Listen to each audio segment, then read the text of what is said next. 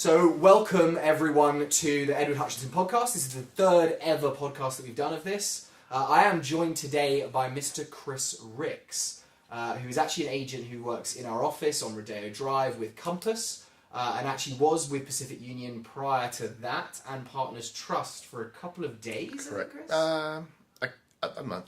It was like you joined Partners Trust. I arrived right when I knew that was all going down. Maybe before you did. Really, yeah. And then I'm like, what's going on? Yeah. So actually, Chris and I have been part of the same, or three different brokerages being the same kind of spot over the last year and a half, 2 years now? Yeah, yes. Yeah, it's over a year now. Over a year? Since Around all of a year and a half. Yeah. But anyway, guys, welcome to the podcast. I hope you guys are good wherever you are. As I've kind of discussed in previous podcasts, we're trying to do a new thing in 2019. I was actually, Chris, and I don't know if you ever heard, but I was on Anchor, which is quite a good little podcast app, which actually all of you guys should check out, where you can literally just record off your phone, you set it out as a podcast, and it goes to iTunes, it goes to everywhere, which is kind of awesome. But what I was doing was I was doing the day-to-day updates. Oh, what have I done today? I'd upload a new one every day, and it got boring. Because our job can be amazing. And it can be boring. And it can be very boring, yeah, exactly that. Especially the backside of our job. It's not the glam that you think. No, it's not. And there's a huge amount of just consistency. Like, oh, I made 100 outbound phone calls today, etc., etc. But anyway, welcome, Chris. Just to give you guys a little bit of background, I'm going to ask Chris about him, give his kind of where he's from and that kind of background to it. But Chris has actually been a real estate agent for a lot longer than I have. Obviously, I was a real estate agent in London, then moved over to LA, so I've been a real estate agent, I think, now for coming up on 7 years. But you've probably been over double that time. 15 years as of this year. Wow. As wild as that. So that is pretty crazy. Seems to me. So actually, we've had Scott Syme on previously, who you met the other day. Right. Really liked him. He's obviously a year and a half in. I'm kind of 7 years in. And I feel like we kind of got his initial feedback on what it's like to start as an agent, what it's become, what his kind of things he's found successful. I can kind of give that middle ground, where I've been in it for a little bit of time, and I've done a couple of markets, but obviously they work very differently. And I feel like, actually, Chris, you could give our listeners and our viewers a really interesting take on somebody who's been in the industry for like twice as long as I have. So it's probably seen a lot change over that time. Yeah, and it can all dial back to one word, and that's called communication. And you can call that communication several different types of languages. And it's not Spanish, Chinese, Japanese. It's Facebook, Realtor.com, Instagram, and that communication goes to the tech world. And if you fail to progress in tech, you're no longer communicating with your buyer clients, with your other agents. Definitely. So there's a change, and so you've seen that change massively. Absolutely. So Chris, give our listeners just a little bit of background about you, yourself, who you are, where you've come from, and then we can kind of go from there. Okay, so I have been in sales, different types of sales, pretty much my whole life. Not just real estate? No. I started out in restaurants just because that just kind of happened.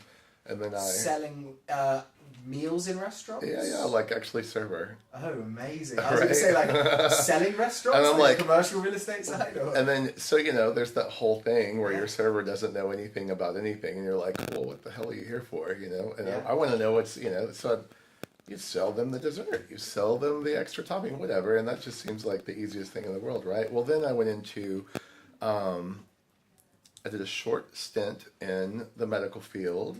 Wow. Right out of, like college age, I went into, ran 3 operating rooms, and so you're one of those like reps who's in the operating theater. I literally testing out the equipment. I actually was a medical assistant. I mean, I assisted in surgery, and I ran 3 operating rooms in Memphis, Tennessee, and we did eye surgery, like retinal surgery. It was the craziest thing. It was a really interesting time in my life, and that showed me that I did not want to proceed in the medical field. Okay. I did it for 3-4 years, something like that. It was very interesting. I enjoyed it. But I didn't want to be in the medical field. So fast forward, restaurants, that got kind of boring, and bartending and managing and all the things that you do in a restaurant. And I was all face-to-face roles. Oh, yeah. Definitely. And that's big, I find, in our industry. Yes. So got to a point where even really before the whole classic cocktail craze happened. Yeah. And that's such a crazy thing too, because I literally watched that happen. But before it happened, I was on classic cocktails and, making Manhattans and old fashions and doing really fancy drinks and having fun with it. And that spun me into the eyes of liquor distributors, because they depend on bartenders who know how to sell and create and craft and what's influence. Their ones each pick for the all cocktail? of that, and wines. So then I got courted by a liquor distributor, Glazer, which is, I think, the largest liquor distributor in the United States now, Glazer Wholesale Drug Company. And I where think was they just all go by this as Glazer well, now. Chris? This was in the South, in Arkansas. Arkansas. So, but I lived in a few different places. I've worked in New Orleans. I worked in Memphis, Tennessee. And were you born in Arkansas? I was born in Arkansas. Okay. Hot Springs, Arkansas. So then left and then kind of came Boyhood back and home started of working. President Bill Clinton. Yeah, amazing. I love it. There's a positive there. Yeah, my family's still there. That's where my brokerage is. But left the liquor business. That was fun. I had like 200 accounts that I was calling on and selling in liquor, beer, and wine, taking tap handles, moving in product, doing Is cocktail that like lists. a day-to-day you're driving from bar to bar and like up Restaurants, in bars, hotels, some package stores, convenience stores, etc. Wow. And if there is a Bud Light, then I need to be putting in Red Stripe or Sierra Nevada or something like that, See. So it was kind of a really interesting time. The other thing I did was I wrote wine lists and got people published in Wine Spectator. That's awesome. Did wine dinners and things like that. I didn't even know what I was. Hell, I was 21, 22 years old I running hope around you're with. 21 doing that. I was, but I had a license to carry booze in open container. What is that? That's pretty cool. At that age? Are you kidding me? And I like to throw parties, and I have a background in the service industry? Come on. That's asking for trouble. I don't. So I did that whole sales job there, and that got eyes of wine distributors, which I still have relationships with California wineries. And I really enjoy those relationships because I know their brands, and I've been with them since I didn't even realize it, but like Rombauer, one of my favorite wineries. That's kind of when that was an instrumental part of their kickoff as a brand, and I was selling it by the glass and turning people onto it. So so fast forward sales, a common thing here. Best thing to do in terms of cutting your teeth about then going into this real estate industry. Yeah, well, I had no idea. Then I opened my own restaurant. So I had 4 restaurants. So once again, direct sales. That's kind of the absolute top. If you're going to own a restaurant, you might need to make sure product moves through it. And I think it's maintaining relationships. Knowing the customer. Reputation. And I trained, all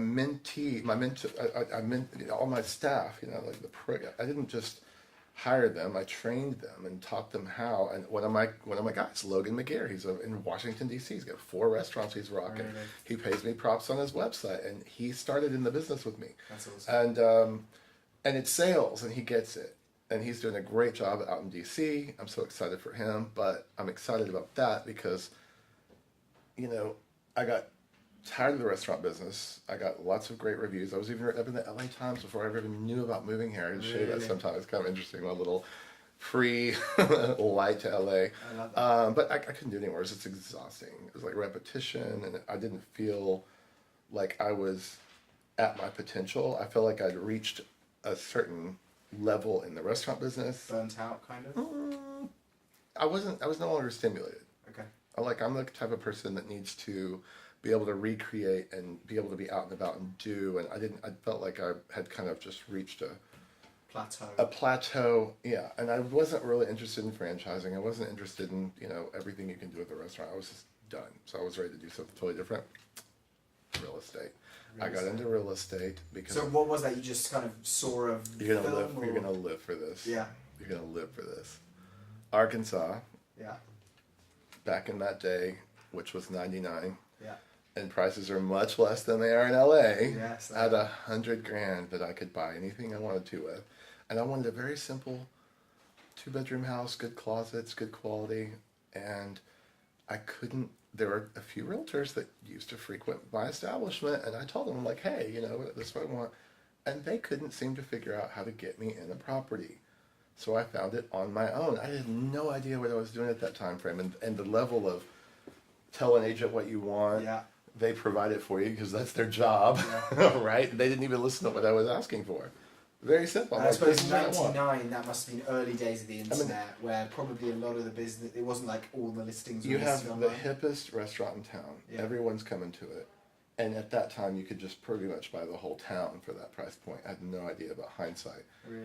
And I tell them, hey, I want a badass house. I'm like, you can't hear me saying I want a badass house. Did I misspeak? I'm 24 now. Yeah. Sell me a house. It's easy, right? So that didn't happen. I found my own house, bought and How did sold you find it though? at a garage sale. So you went to a garage sale, turned around to the owner, started chatting with them, and they said, Yeah, "I want to sell my basically. house." Basically. Wow. There was one realtor bud that I'm still acquainted with at this day and time was like, hey, stop by this estate sale. I don't know if you'll be interested or not. I mean, like, never turn your client loose. Yeah. Really? I didn't know. I went and bought the damn house. Simple. Yeah. The end. Buy it. Let's go. I bought two. I bought that one and the one next door Okay. because it was in my budget. Fast forward, I want to sell my restaurant. No one could help me. Like, it was so foreign to just... In terms of no one could help you, you couldn't find a buyer for They it, or you didn't couldn't find an agent to list understand it. the concept of marketing a business, building, and land. Okay. And a restaurant, that's a niche knowledge. How to broker a restaurant, who to Yeah. market it to. What's the value? Because presumably it's based on what kind of sales No. you're doing, the walkability. Are the you cooking your outside. books? Are you not cooking your Yeah. books? Where are you with your taxes for real? There's a lot to it. There's layers. I know that. You need a business broker? Call Chris Ricks. So that's what got me into it. I didn't feel like the realtor community was available when I needed to buy and sell. So you saw a gap in the and market commercial. that And I wasn't thought, being... I was ready to get out of the business, and I thought, well, I asked a realtor person that ended up becoming my first broker, what do you think if I do this? And she tried to kind of help me in the sell the business, but it wasn't the level of service that I felt like I could give. Yeah. So I got my license, and right out of the gate, had a few listings. Took a little hiatus to Maui for a year and a half. How did you pick up your first listings? And what year was this? This would have been 2005. 2005? Yes. So a couple of years of you like going and finding a house, buying it, trying to sell your restaurant, kind of thinking like, getting a bit like, what's going on here? Why is there not someone who can provide this service for me in this area? Right. It's like I've always been in a service providing business, and Yeah. I know that if you're going to work with someone and they're trying to use your service, you need to provide service. And what is funny to me is I feel like the United States as a whole has forgotten that doctors, lawyers, realtors, people that serve food, we're all in the same business. It's called the service industry. Yeah. It's not rocket science, Yeah. Well, I find that actually, what I find with the US as opposed to where I've been in the world or like come from is there's a big value for service in the US, no matter what you're doing, as long as you're like face to face with the consumer. Agreed. Whereas in the UK, there's a huge amount of value put on doctors, lawyers, etc. The actual server in the restaurant tips are not a thing really. Right. So basically you kind of have a situation where that role is actually not filled by anyone who sees that as a career. Right. It's only filled by young people who Understood. are trying to fill that Understood. gap and like Yeah, that's several countries. and I really like going to a restaurant here and actually being looked after in that kind You of get way. service, Yeah. and I like the service concept. I'm a Definitely. service person, and I will be glad to pay for it, and I'll pay extra for it. It's Yeah. a real simple concept. Definitely, and I think You I'm know? happy to pay Concierge 20%. medicine. Yeah, Guess what? I had a whole health situation a couple years back. I paid for my own medicine, and it was so foreign to the doctors, even in LA, for me to say, "No, look, yes, I'm insured, but I want service. I want to know what the options are, and I'm going to pay for it." It's called cash pay. Are you prepared to take cash? Yeah. And it's like people have become afraid of cash, and let us go. I So think anyway, it's also quite fascinating because I think in our industry especially, service translates to an advantage to the seller in the way that, yes, okay, you go to a restaurant, you're paying an extra 20% or you're paying more money to receive the food. With the real estate side, you pick your listing agent, they give you the best service. The chances of them achieving a higher price, sales price for you, is higher because of that. Agree. And so it literally just carries over exactly the same. Yeah. You pay for what you get. Yeah. And you need to vet people. I mean, you vet a restaurant before you go to it. You should probably consider vetting your agent. Okay, so a little bit of a spin-off on that, Chris. What are your thoughts then on, because we've seen a little bit, and actually not in our markets in LA as much, I think, but in a lot of the markets across the US and the world, of your discount broker now emerging over the last couple of years? As a real estate community, what has happened, in my opinion, is we've given our market away and made it available to people whom are not educated to serve the product. Yeah. And as we begin to step up as a realtor body and punish bad behavior within the realtor body, Which and you know is on the ethics board. yeah, that's it on that professional standards grievance committee. But as we police and we don't allow bad behavior, and we take our market share back and don't give the data away, because why would we do that? It's our data. We created the data. But how about more of like a Redfin agent then? Yeah, sure. You pay for what you get. Yeah. You know, you got a discount. That's great. But did you get a discount? Because how much did you actually leave on the table? Yeah. What would your sale price have been if you had an educated person negotiating on your behalf? You may be happy about it, but really and truly, did you dive into the cost? Do you know what the costs are to sell? You have to pay to sell a property, but you don't have to pay everything. There are fees that can be negotiated down. That comes from the lender. That comes from title and escrow, inspections. Where did you potentially drop the ball? That's a question you can just think about, because if you use the discount brokerage, do you know what you paid for? Do you think that maybe that's why we're quite lucky in this market, because it's a very affluent area we live in and we are operating in. Right. And so those people really value the service because they've, bought a car from someone and been like screwed over. Yes, definitely agree. But I am really puzzled in this market, if you want to talk about comparing markets and such, at some of the behaviors, such as it's a common space in LA to 100% not be able to reach the list agent. You have to go through all these weird doorkeepers, and you have to jump through hoops just to sell a property, and the damn thing's already been on the market for a hot minute. Really? Yeah. You're too busy to answer. If you're going to interview an agent, hey, you know what I'd do? I'd try to call them. And if you can't reach them, I'm sure your buyer can't. I'm sure your buyer's agent can't. And if they're just trying to hold your property under their wing, once again, are you getting top dollar for it? Okay, so Chris, let's go back to what you were doing when you started. So you started your brokerage. Yes. How long was that after you'd been a licensed agent, and kind of how many transactions were you doing and that kind of thing? I was rolling. Okay. 2005, I kind of took off, went to Maui for a year and a half. Yeah. Chilled, studied the market there. That was really cool. Do you have a property in Hawaii? No, Jamaica. No, in Jamaica. Yeah, that's a property that's a whole other thing. But you spent quite a lot of time in Hawaii. Yeah, just almost 2 years. Okay. Lived there on Maui. Wow, okay. Right in look at the Wailea area, which is just brilliant and beautiful. But I went back. I already had my license hung. I already had listings performing, but I was marketing. Listings keep you in business. If you don't have any listings, you're out of business. Yeah. Went back in and just started, that was 2007-ish. Okay. And just, you start slow. I mean, you're not just going to be out of the market. I was great. I was lucky enough. That's the term. I was lucky enough to have some listings out of the gate. And my reputation superseded me in a positive fashion. And people knew of my moral tapestry and knew that I would go the extra mile to take care of them and see that their property got sold. And I did. And it traveled fast in that community. Yeah. Then...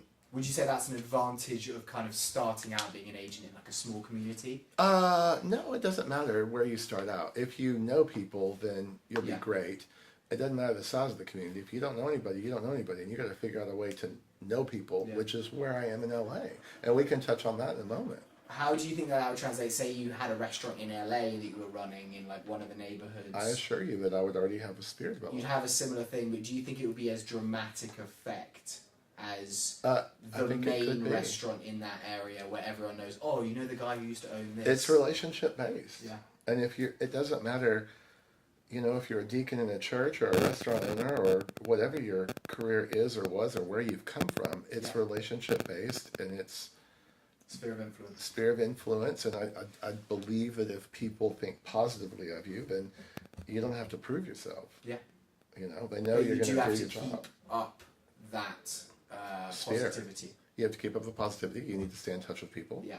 One of the number one tip in the real estate business is creating your contact list, organizing your data, and staying in touch. Yeah. If you're top 10, you're top 20, you've got to do that. You'll be out of business immediately if you're not. Immediately meaning you might have a couple of successful years and then all of a sudden you'll look up and wonder where everything is and what's happening. And I have people in my life going through that right now.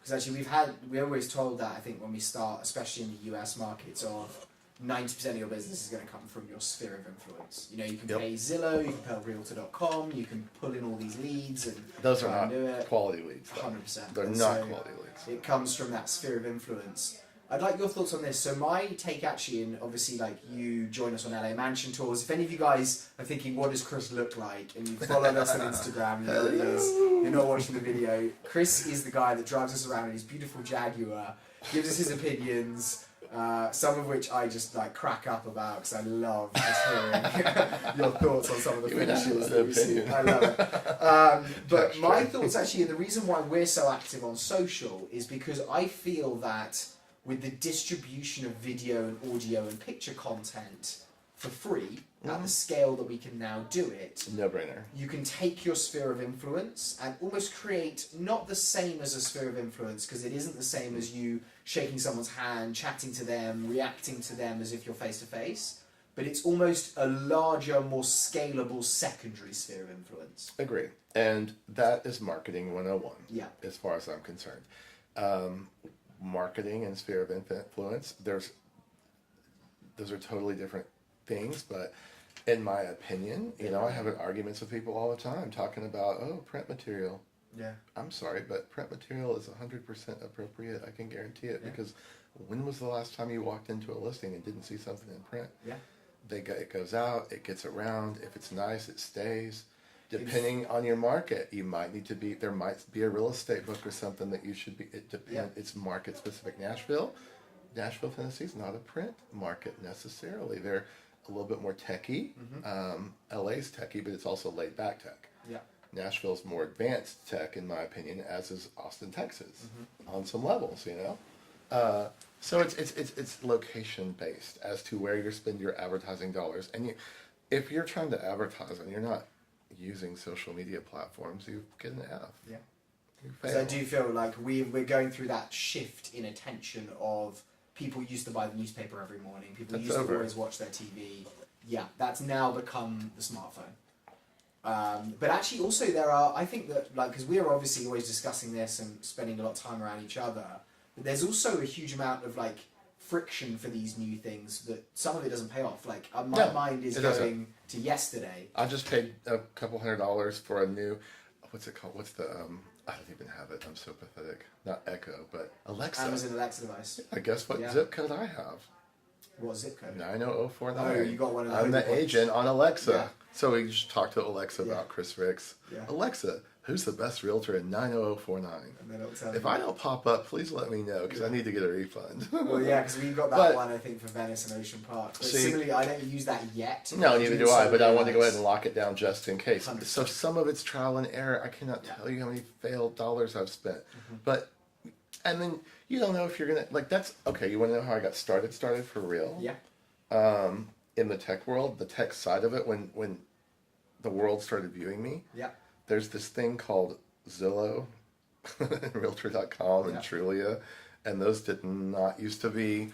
If you're listening not in the US, that basically is it's an aggregator, So you Google buying a house, whatever, first websites that come up, it's can have everything on the market. We feed our data back end off of the MLS to those people, including the Redfins and everybody else. It's a data exchange. At any rate, those did not used to be tied to the MLS. They were new platforms. Yeah. In order to put your property out there, You had to upload it there.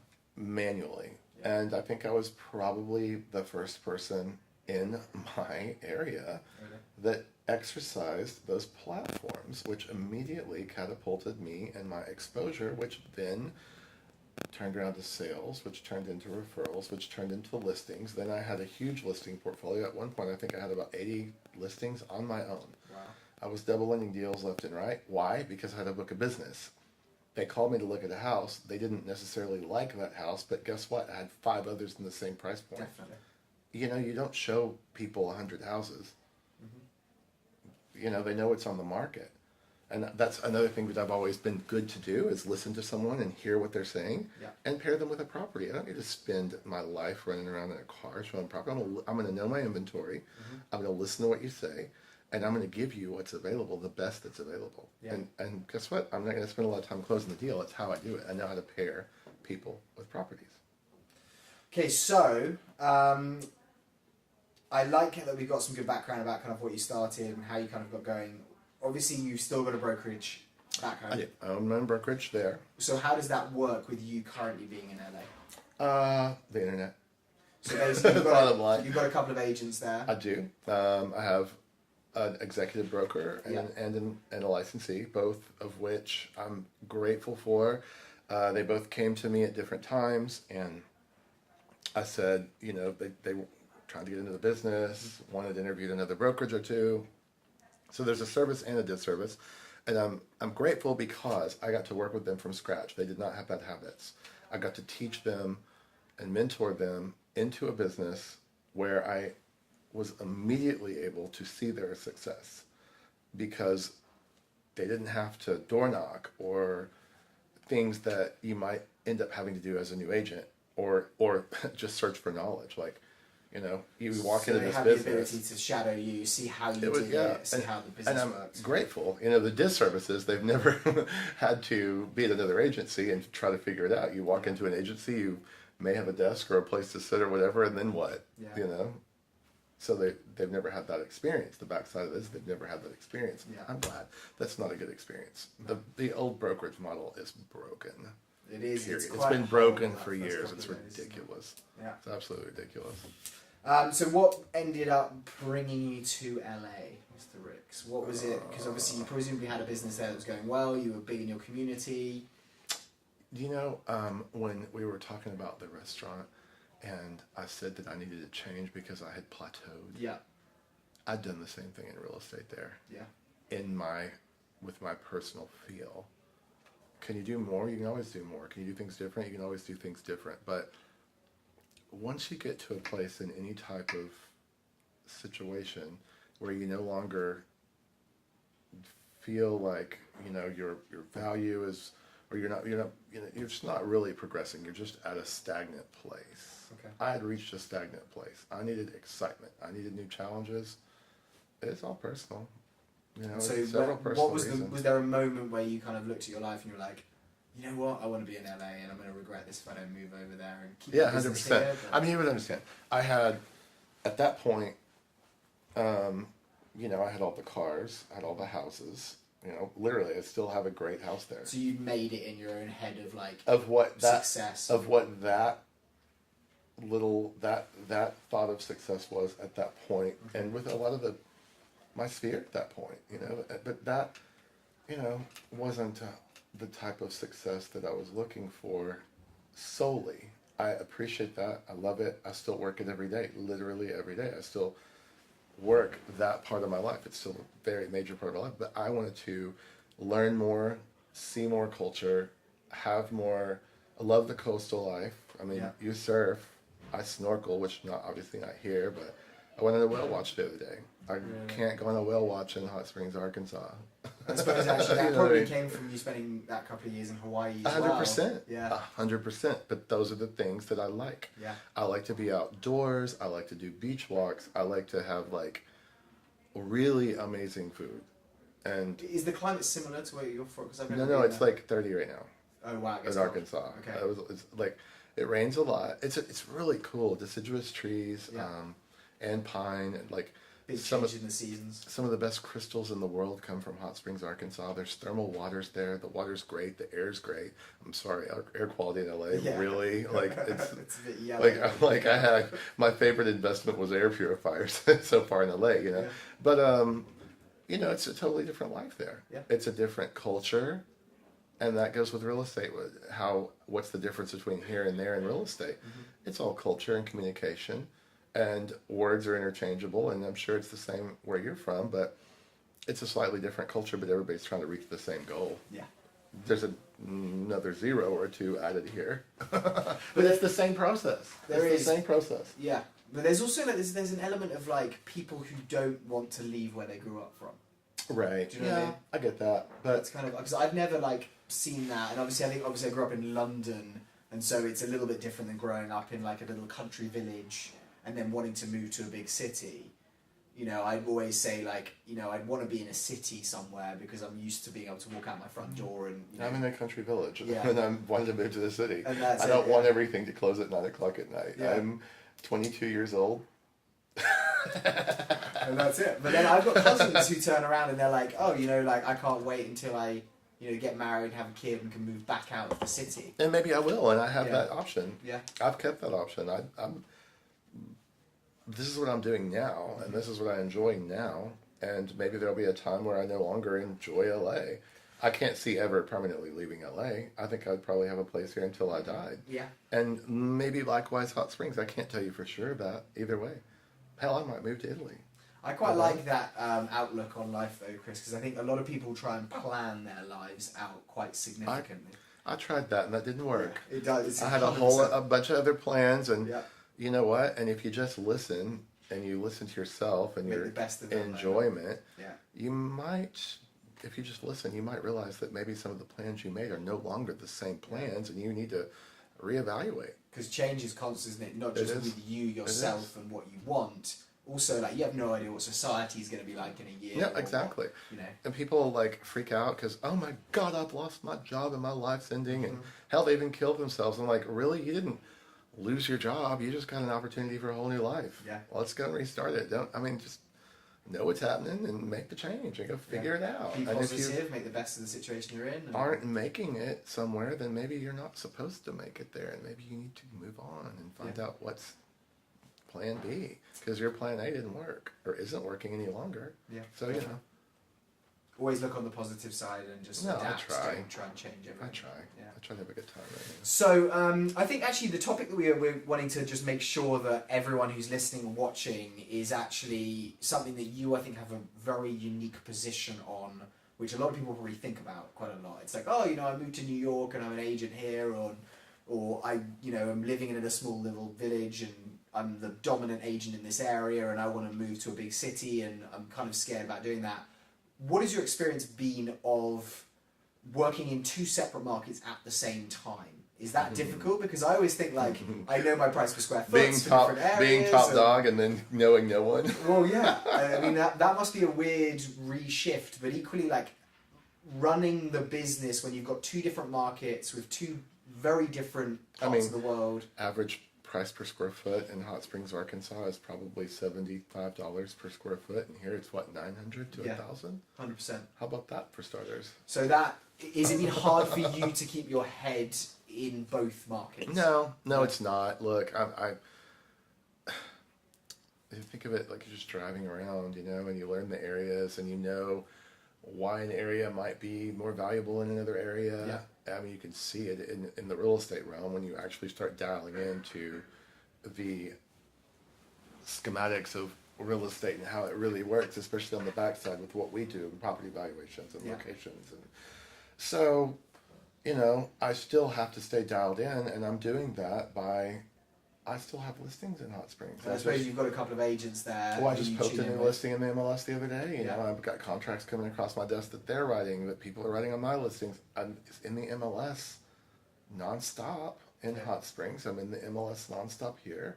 I don't necessarily need to do caravan in Hot Springs anymore to learn the inventory. I kind of know what's going on there. Do you think you'd be able to do the same thing if you had started in both markets at the same time and 50-50 split your Well, time? wow. That's a great question. No, I don't. I feel like I learned that market. I feel like as far as I'm concerned and as far as my personal needs are, I've mastered that market. Yeah. I've done countless transactions. Countless. I don't even know how many hundreds of transactions I've done or thousands. I have no idea. I don't care. I don't think like that.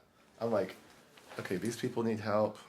And then, at the end of the day, I get a check, which is great. Who's the next person that needs help? Yeah. And I've my business so far up until this point has been bailing people out of trouble a lot of times that other agents have put them in. That's been a huge thing.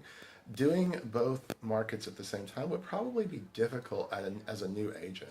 Yeah. You need to learn, you need to get a footing first. You need to nail your process. You need to let your ego fly, and then you need to get knocked down. Yeah. You need to get back to reality and learn that there are other people, and people that you may have taken for granted and not given the proper respect to. You might need to realize that they might have done a deal or two as well and have some additional knowledge to bring to the table, because everyone does. Definitely. Everyone does, and that's what's really cool. So until you get your feet planted and learn your way around and learn your way through the trenches of real estate and how to navigate, I think focus on one market. I think a single market focus is going to be your best long-term knowledge builder that will allow you to go into another market. Yeah. And is that kind of, when you are now doing transactions in LA and in Arkansas, are there enough differences in the way of like contracts and inspection timeframes and all of that kind of thing where you're ever kind of thinking, oh no, hold on a second, I caught myself there. That's Arkansas, not LA, or the other way around? The only thing that, and it's a non-issue, but the biggest difference, California versus Arkansas, are the level of disclosures, and I can understand why California is a litigious state, because I do not believe that the contracts Not very good. are put together well to protect the public or to protect the realtor, and I feel like those contracts could be streamlined and have a much better place for the agent and the back end user, being the client experience. Okay. There's a disclosure to disclose, and knowing the contracts and how to use the contracts and when to use the contracts is, again, what the client's paying for. Yeah. So that whole knowledge thing, and back to that discount brokerage thing. So, I'm glad that I've had my foundation in another market, because I do know how to navigate, and I can look out for people, and that's what I'm most grateful for. And I suppose there's quite big advantages in that, in a way that, like, when you're working in a market and all of the agents in this office and every office around here, it's almost, you become part of the culture of this is how it's done, and getting that fresh perspective before you come in of how it's done in a different way is definitely, I think, going to give you an advantage to be like, no, hold on, how if we structure it like this, because I've seen it done differently. Yeah, and that ties right into our sales meeting today, and California culture. Northern California is a pre-inspection, pre-survey, pre-disclosure. You have it ready to go, and what does that do? It protects you as an agent. It protects the buyer. It protects the seller. It speeds up the close.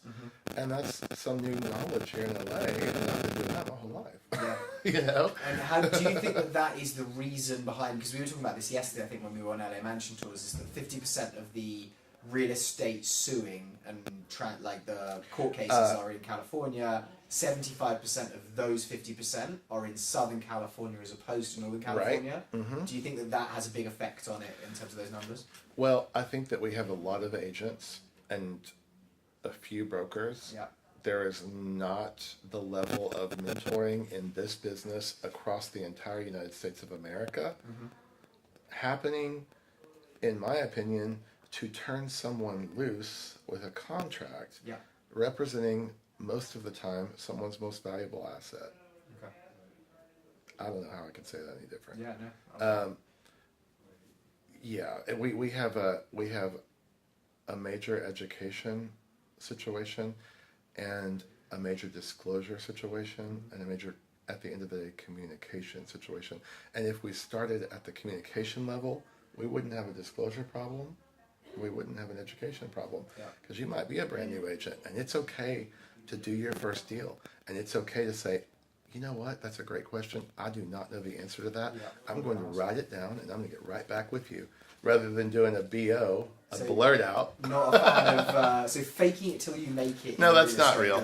That's not real. Just don't potentially damage your reputation. Get the information. Put a pause on things. Don't answer the call.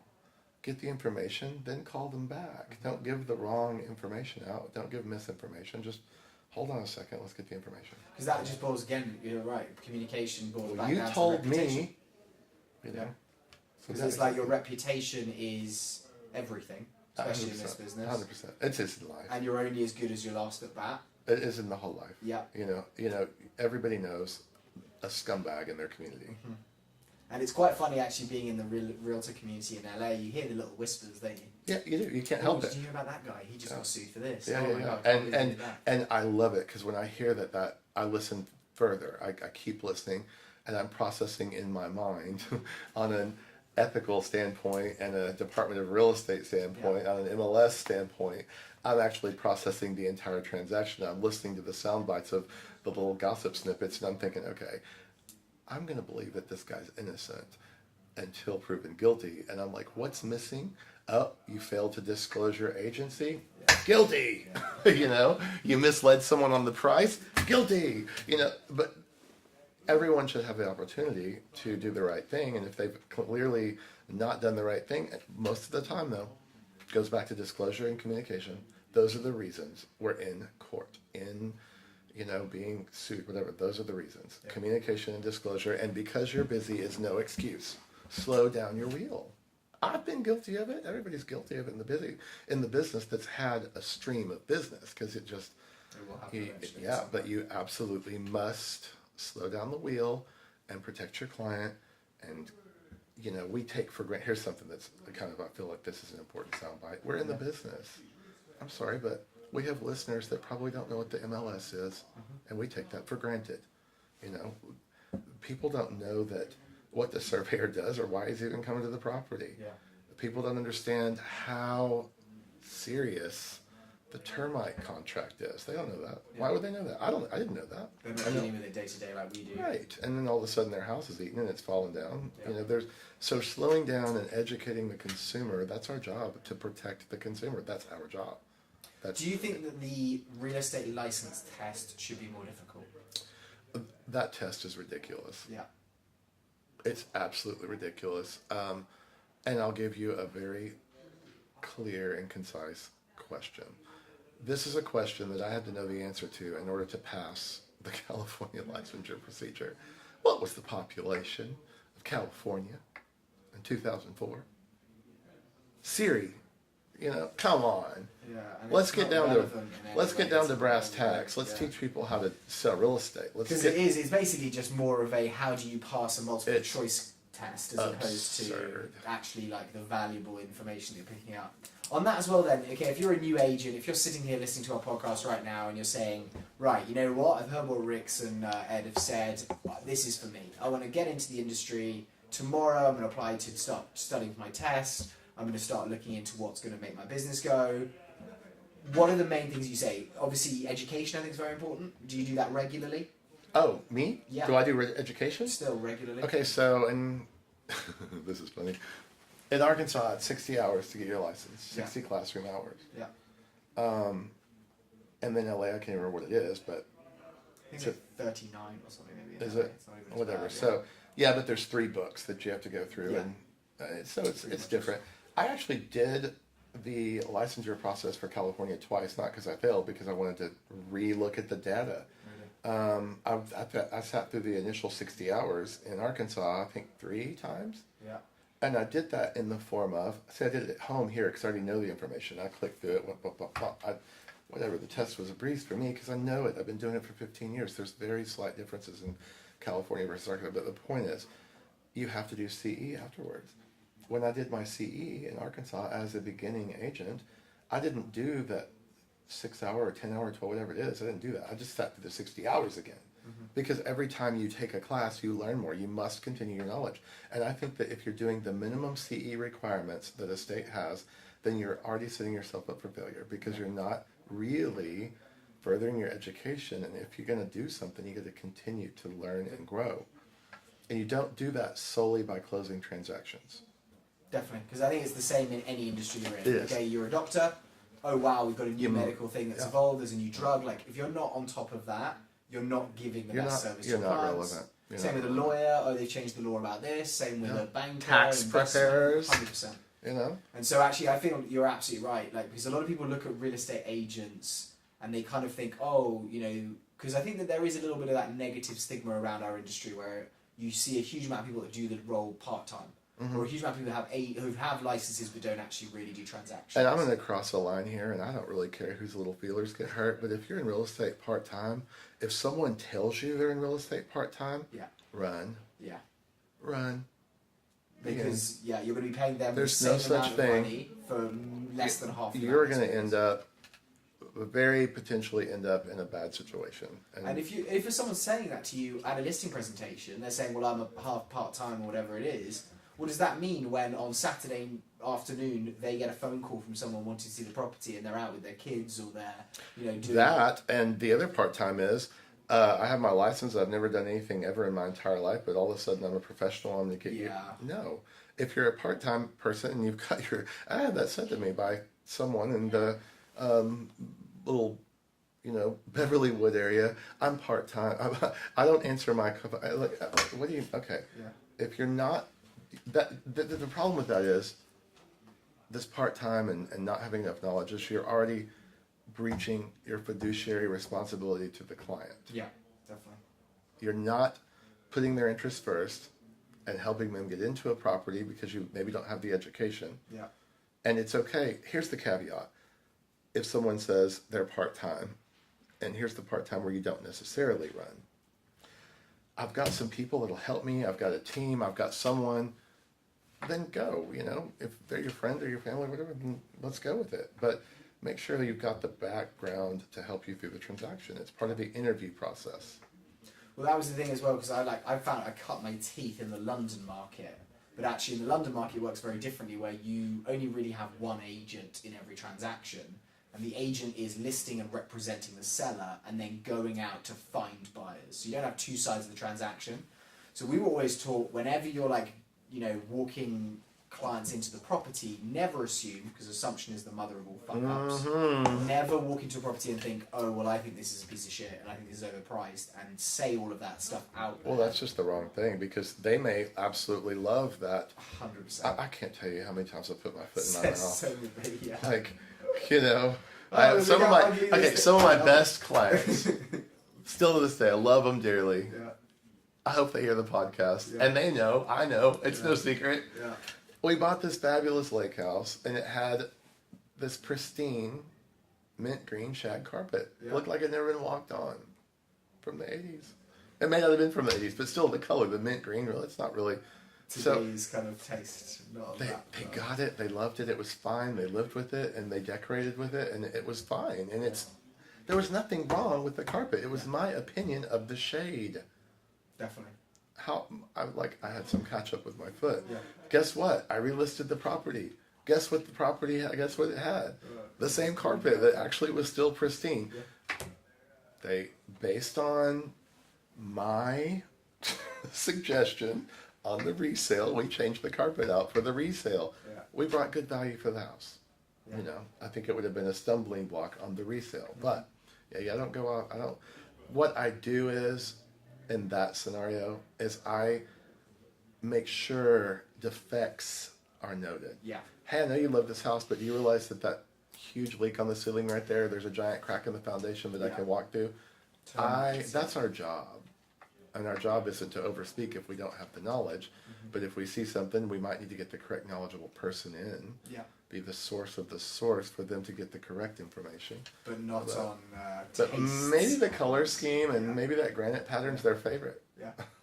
So in fact, going back to that, the one we saw a property last week on Hutchinson that you were not. I didn't see it, but I closed my eyes. I don't care if it was $22 million. Trying to actively forget about it now. Okay, so I think that's been awesome, Chris. I just want to actually round it up with a couple of things. What I want to get onto in a little second is just if you were a new agent, if you were that 20-year-old, 21-year-old going into the industry again, you know, what would be the main tips that you give them? But first, what is your predictions? And obviously, I want to say this to our listeners that we are not that like Nostradamus role of predicting the future. All we can do is basically just kind of weigh it up based on what we've seen over the last couple of years and how we are. What do you think the market's going to do in LA, and what do you think it's going to do in Arkansas over the next couple of years? I think it's going to do exactly the same thing. And yeah. And the because actually people. Well, I'm going to do a broad statement and I'm going to do a micro statement. The micro statement is, what market are you referring to? And that's the greatest question I've heard in a hot minute, and that is because the general person asks you, "What do you think about the market?" And that person, who's asking the question, for one, because that is a different market that they might be talking about now. So first of all, I want to know what market you're talking about. So the global market. And what you're thinking is LA versus Hot Springs. And I'm thinking general, not what's the condo market. So general, I'm going to go to a really blanket and clear and obvious rule of economics. Peaks and troughs, and we go up and down, supply and demand, levelization of the market. That's that. We're not in a bad market. We're in a good market right now. So you think it's going to be because in my opinion, in LA specific, there is inventory. How long's it been in the market? However priced is it? Yeah.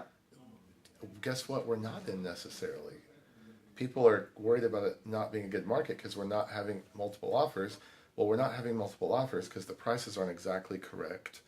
And I feel like that might be, in a buyer standpoint, maybe a better market because they're not having to fight to get a house, and they can actually get the house and not necessarily overpay. So more stability. I think we're in more stability right now. A seller can still sell a house and get great money. Shouldn't be over water unless they just bought incorrectly, which that does happen. Definitely. And it still happens today, even though we're not in a bad. Right? Yeah, it's still present. I mean, there's still people over, but a person can cash out. They can receive great money for their property. Yeah. And you're not seeing any things on the horizon where you're like, oh, hold on a second, like we did in obviously 2007, where mortgage companies. Yeah, I feel like we could be back approaching some potential danger zones as money availability has loosened up, in the fact that we are back to low doc loans again. Yeah. We are back to multiple loans on the 80/20s and balloon notes, and that's could potentially create a new crisis. What if a loan program isn't available with these ARMs, these 10-year ARMs? What if there's not a loan program? What if rates have gone too high? What if they can't requalify? There's a lot of things you should really think about before you get creative financing, I think. And I've always erred on the caution side. I actually wrote mortgages. I didn't tell you about that part, but that's another thing. I wrote mortgages temporarily, and I was in the no-doc loan situation. I had a dear friend. Here it is. I want this. I'm like, no, I can make this loan to you. You are going to foreclose. You're not going to make this. This is dangerous for you. I do not recommend this. Yeah. Guess what? Foreclosed. They got the loan somewhere else. Okay. And foreclosed. Yeah. And, it was very clear. I was like, here are the numbers.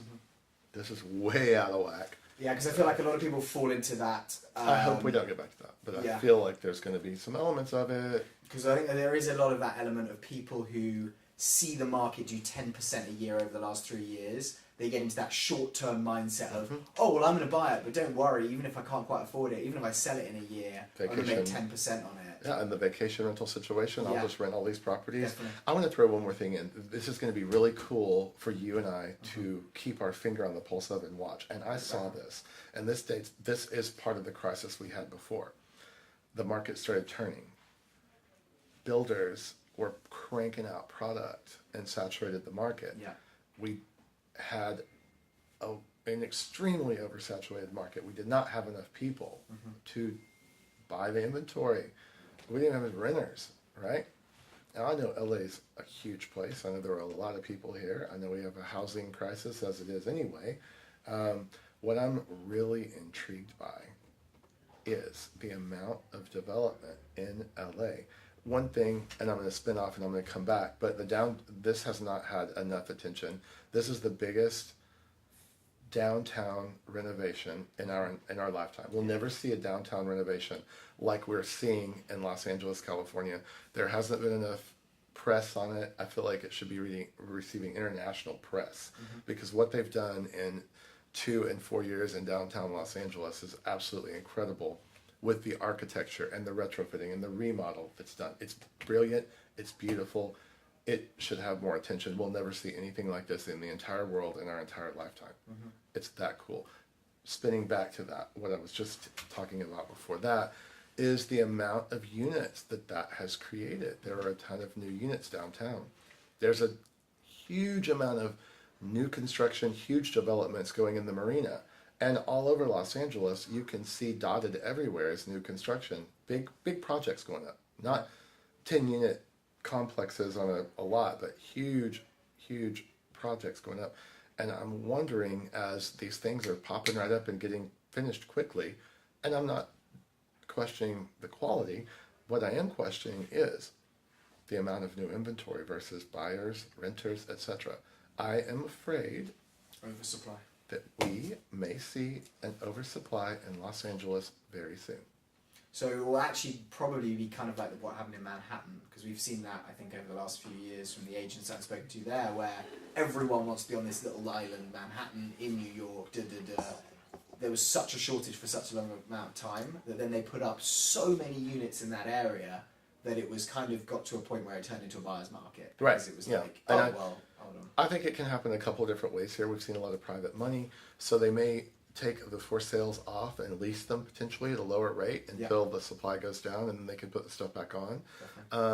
But how that ties back into the crisis that happened before is when you're on the lending side, you finish a part of the project, you get a draw, you finish, you get a draw. Yeah. I hope the lenders are paying close attention, because if they're finishing and we're getting draws and we're finishing and getting draws and then a new project goes along and we're not selling out the old project, we're going to be back in that very similar crisis on the building, new construction. Yeah, and I've heard some rumours actually about Metropolis, because I don't know if you knew, last year we had a $100 million listing, which is a Salvation Army piece of land opposite the Metropolis Towers, and we had a couple of bidders on that. Unfortunately, we did not get a deal agreed, because we also heard the Metropolis was struggling to sell Tower 2 and Tower 3, and that they were basically trying to package them all together and sell them on to another developer, which is an interesting one. Right, so let's round it up. We're almost at an hour now, so thank you so much for joining us, Chris. I want to just actually finish up with just 3 points. If you were an agent right now, 21 years old, getting into the industry, what are the 3 things that you would pass on as a tip to yourself or to any other of the agents thinking about that? 1, choose wisely with who you're affiliated with. Yeah. Do some research on their reputation, because you're going to be taking on a portion of that. Find yourself a mentor. That's the most important thing. I like that. Create your sphere and make sure you're setting yourself up to where you have all your communication well-rounded. If it's in Google or wherever it is, but get your communication accessible and organized out of the door. You get that done and maintain that. That's your key. If you ever want to exit the business, that's what you're selling. Everybody wants a exit strategy as well. So start out organized and figure out, if you don't know how to get organized, then look to your mentor, because your mentor will hopefully be able to direct you. And if they don't, maybe you guys can learn it together. But the organization is the key to the business. I like it. Okay, so Chris, if anyone out there, which I'm sure a lot of them will, want to ask you any questions, they want to get in touch with you, they want to sell a house in Arkansas, how can they get hold of you? I have a cell phone that I answer for one. Yeah. Do you want to give everyone your number out? 501 501 627 627 4075. That number again is 501 627 4075. And if you want to hit me on the social, at RIX Chris, CHRIS on Insta. Yeah. And Chris N as in Nancy Ricks on Facebook. Nice. You on Twitter or any of those? I am, but I Twitter, twatter, pitter patter. Yeah. Yeah, I'm not a big active Twitter fan, just for the business. I'm an Instagrammer. That's it. I'm a Facebooker. All right, guys. Well, thank you so much for tuning into the podcast. If you have any questions for Chris, definitely reach out to us at any point. Let us know if you want to get in touch with him or you're struggling at all in any way.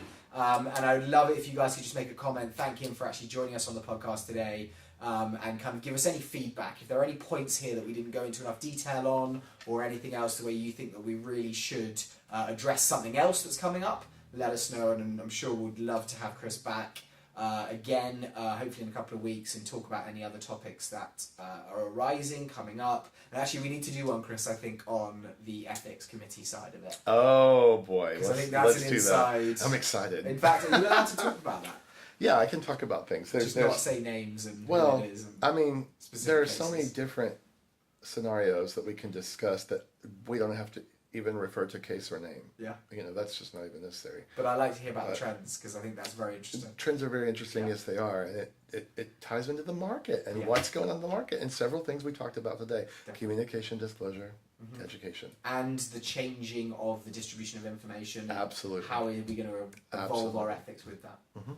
Awesome. All right, guys. Well, thank you so much. Have a fantastic Cheers, rest of your everybody. week. And yeah, thank you so much, Chris. And we will be back with more LA Mansion tours next week. Yeah, absolutely. Yeah. Tuesday. Perfect. All right, guys. Thank you so much. Bye-bye.